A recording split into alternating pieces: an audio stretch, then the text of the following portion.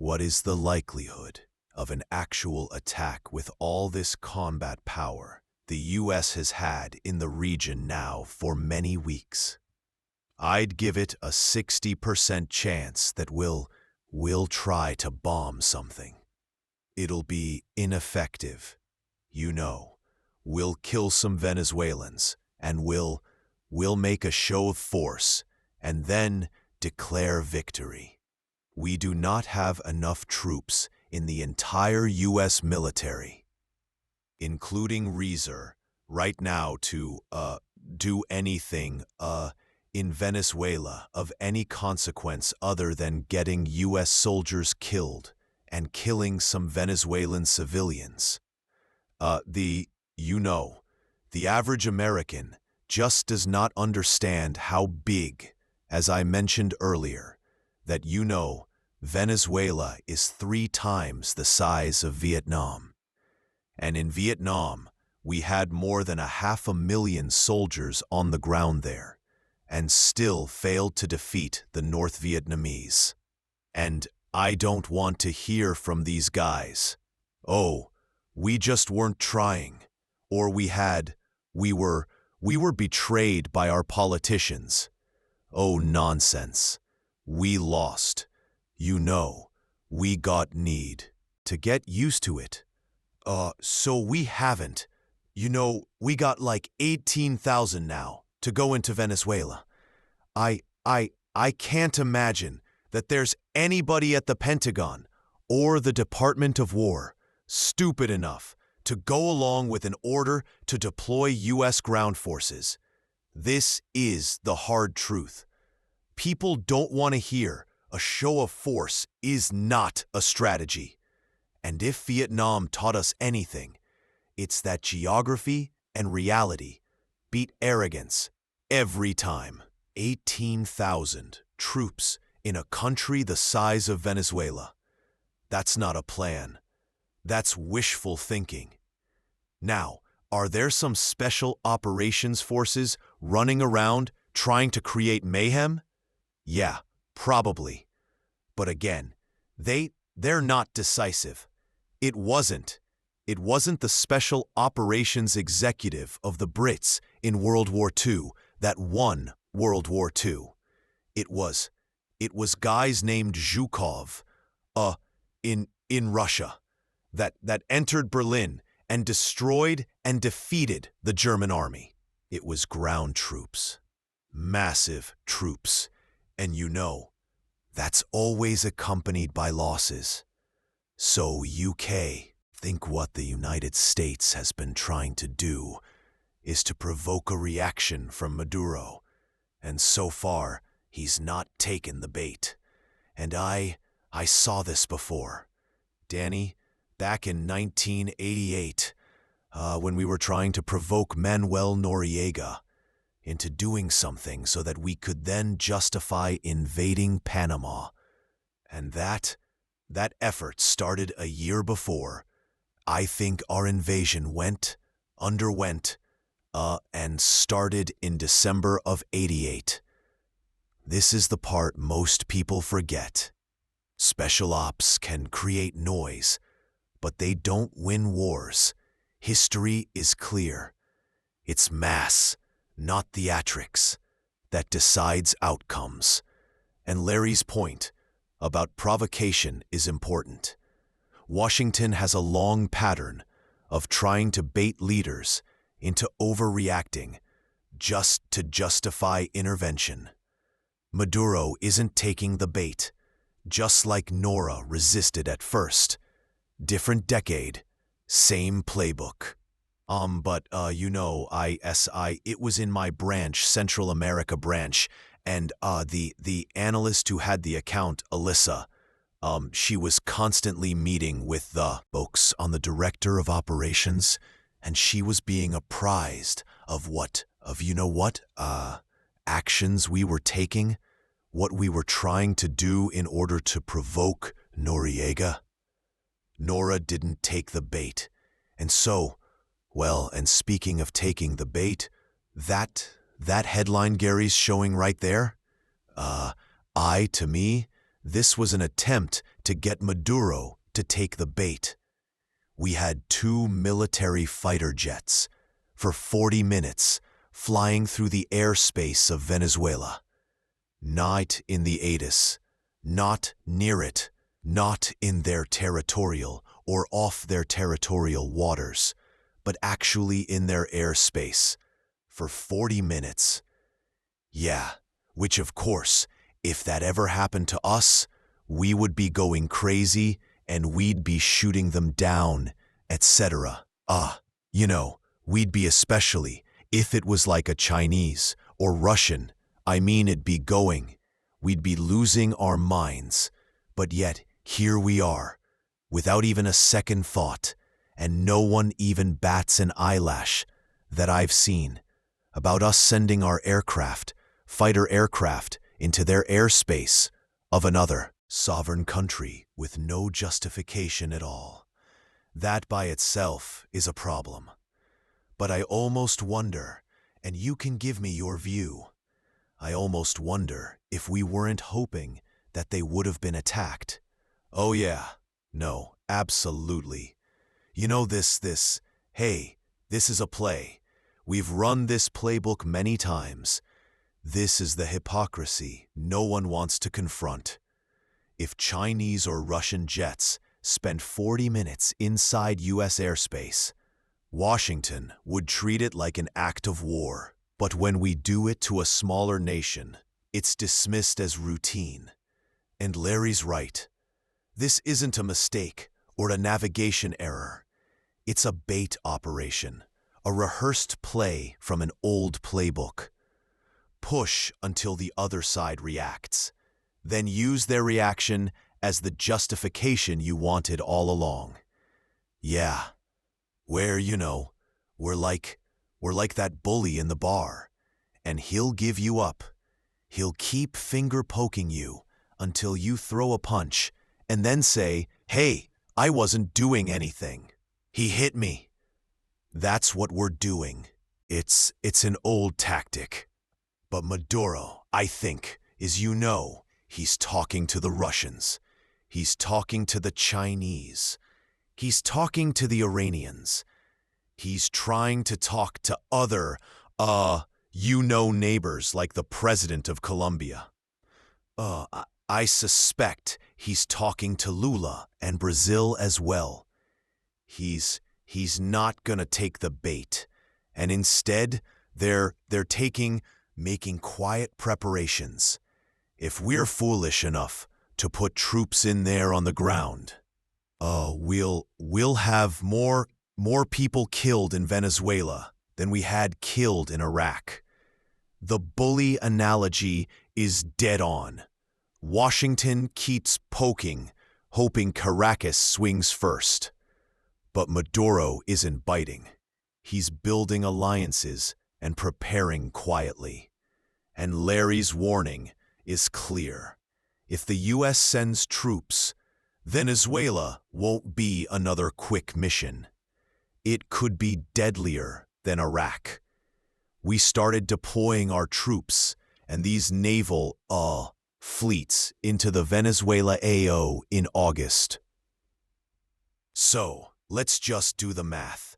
September, October, November, we're more than 4 months into this now. We're into December now, almost halfway through December. And what have we accomplished? Well, we've accomplished putting ships out there that are costing a lot of money each day, and putting a stress on the crews, because they're not, they're asking them to be ready, but nothing's happening. We don't have enough, 18,000 sounds like a lot. It's a pittance. Yeah, a lot of that naval craft is not even ground troops that even could do something.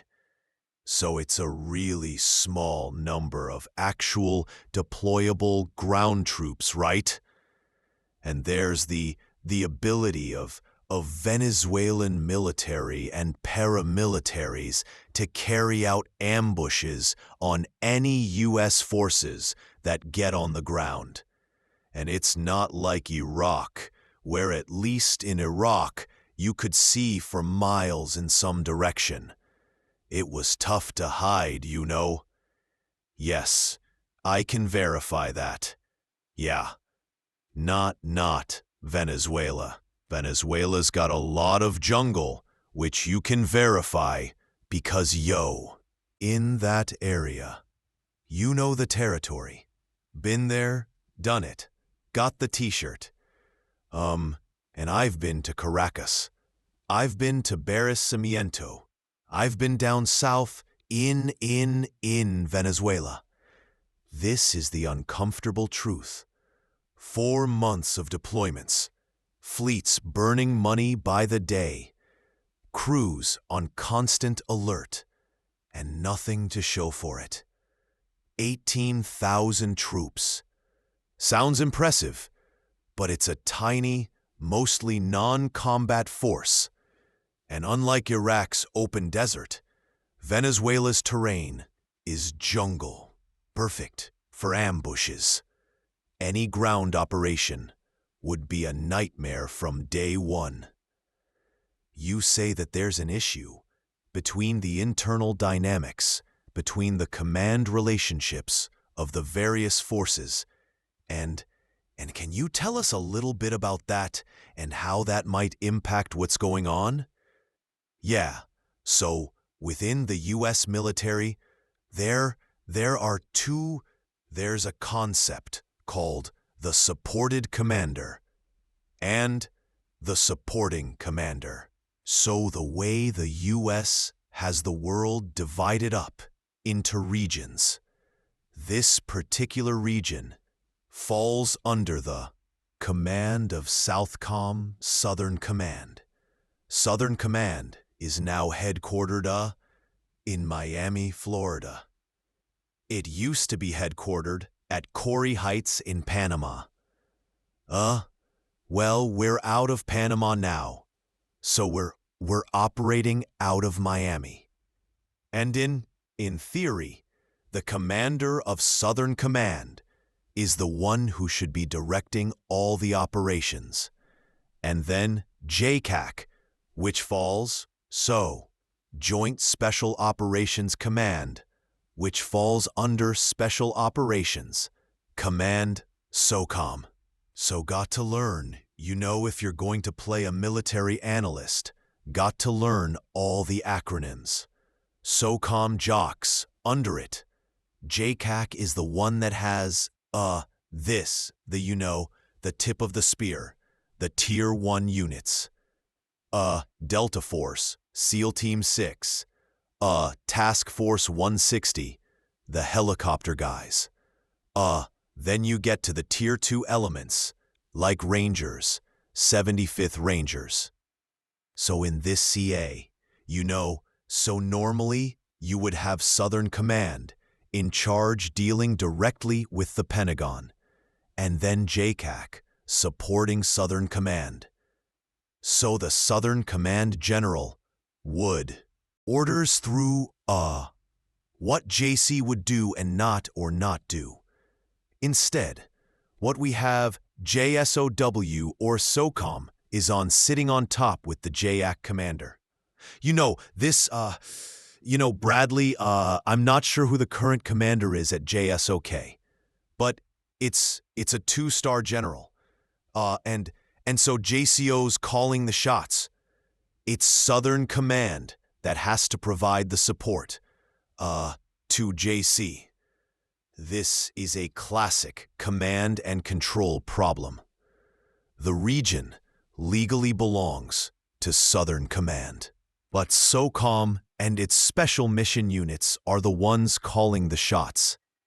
That creates confusion, blurred authority, and competing priorities. And when the chain of command is tangled at the top, the mission on the ground usually collapses long before it starts. Now, I did exercises in this arena for 23 years. And you talk about some battles, particularly if you had to have JSOC operating in an AO, where there was a CENTCOM and ARICOM came together. Oh man, clash of the titans, because there you get bureaucratic battles and every general likes, hey, I'm in charge, I'm important. So you got a little bit of that going on right now. And with the issues surrounding, the murder of civilians without justification. Now, I had a good friend, dear friend, who's a Navy SEAL, retired commander, He sent me all the legal justification because these aren't, since they're not flying a flag of a particular nation. They're not entitled to any kind of protection. But the issue is that we're not talking about pirates here. We're talking about us killing unarmed civilians. So unless those people are threatening us, or firing weapons at us, showing a firearm, threatening to kill us, we've got no justification to kill civilians. That's a war crime. That is the war crime. This is where the internal turf wars stop being a bureaucratic headache and start becoming a moral crisis when multiple commands, accountability, disappears. And that's exactly how unjustified killings happen. And Larry's point is blunt. These aren't pirates. They're civilians, unless they're posing an imminent threat. There is no legal cover. That's not a gray area. That's a war crime. Yeah. So this whole bureaucratic battle within the military itself, between who's in charge right now, SOCOM's in charge, and Southern Command is supporting. And frankly, that may have been one of the issues that led to the resignation of Hawley, who was the Southcom commander. That could be one of the issues that factored in. He goes, I'm not going to be a strap hanger on this circus. I get to be the ringmaster, or I'm not going to do it. That could have been a reason. This is what happens when the chain of command turns into a power struggle. If SOCOM is effectively running the show, while Southern Command is reduced to a supporting role, its commander would walk away. No one wants to be a figurehead in someone else's operation. And when the leadership structure becomes a circus, the mission usually follows. First, Washington Post article came out on this, and Hegseth and Trump were just, reacting with great disdain. Oh, this, just a loser Washington Post. What struck me was the number of sources within the military, within the Pentagon, within the Department of War, that were talking, and basically they're saying, no. You're not hanging this on us. This was your call. And self-preservation kicks in. You've got that. Then the other issue is limited resources of the United States. This is what got me fired as a Fox News analyst back in November of 2002. I said the United States at that time was not capable of fighting a two-front war, and that if we were going to go into Iraq, we would be sacrificing after bin Laden. Well, I think I was right. Proven Putin right by subsequent details. Well, I guarantee you right now, we have zero capability to engage Venezuela and then engage the Russians in Ukraine and possibly throw in the Iranians on, for dessert. I mean, we and what about China? Oh yeah, there we're so overstretched that we're not sure what our priorities are. This is the telltale sign of a system under strain. Insiders leaking to protect themselves, commanders refusing to take the fall, and a military establishment stretched so thin it can't even define its priorities. Larry's warning is simple. America can't fight Venezuela, Russia, Iran, and China at the same time. The era of limitless bandwidth is over. And that's the real crisis behind all of this. Washington keeps acting like a global empire, yet it no longer has the resources, the manpower, or the strategic clarity to play that role. Something has to